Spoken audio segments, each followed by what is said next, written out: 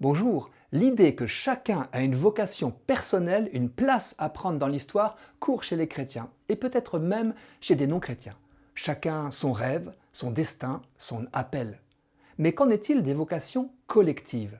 À l'heure de l'individualisme, cet enjeu passionnant de la vocation communautaire me tarabuste. Chacun est tenté de conduire sa vie selon son gouvernail individuel et portatif, c'est-à-dire le plus souvent au nez ou au nombril, selon ses envies du moment ou ce qu'il croit être son intérêt, sans se laisser entraver par quiconque. Mais marier un homme et une femme, c'est-à-dire en réalité deux continents différents, et les choses se corsent. Nous voilà embarqués ensemble, attachés à la vie, à la mort, presque comme des frères siamois, avec obligation de tenir le même cap, une seule chair, une seule barque, un seul projet commun. On ne peut tirer à U et à Dia. L'équipage paritaire du mariage est forcé de s'entendre pour avancer. Mais s'entendre pourquoi? Pour répondre à l'appel.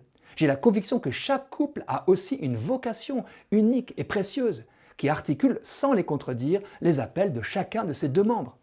Il ne s'agit donc pas pour eux de trouver ce dont ils ont envie tous les deux, mais à quoi ils sont appelés ensemble.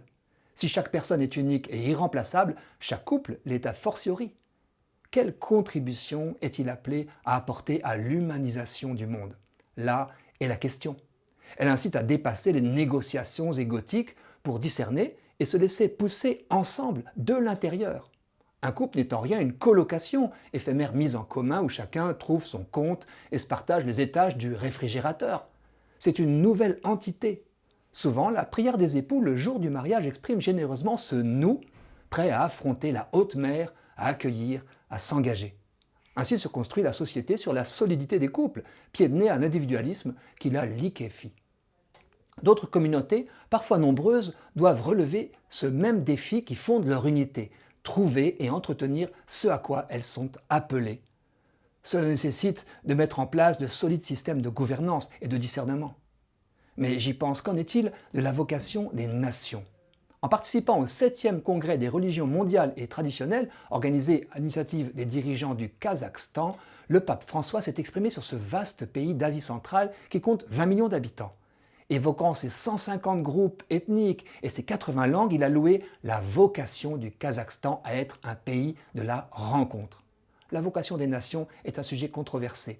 Pendant sa première visite en France, le pape Jean-Paul II avait osé une formule: France éducatrice des peuples, qu'as-tu fait de ton alliance avec la sagesse éternelle? Il y plane quelque chose de l'universalisme propre à l'esprit français, où certains voient de l'arrogance. Car attention, de quoi rayonnerons-nous si nous oublions ce que nous sommes? Pour s'ouvrir, il faut creuser son identité. Un arbre qui prétend étendre ses ramures doit plonger ses racines et puiser à sa source, sinon gare au déracinement. Quoi qu'il en soit, l'existence d'une vocation propre à nos communautés est une bonne nouvelle.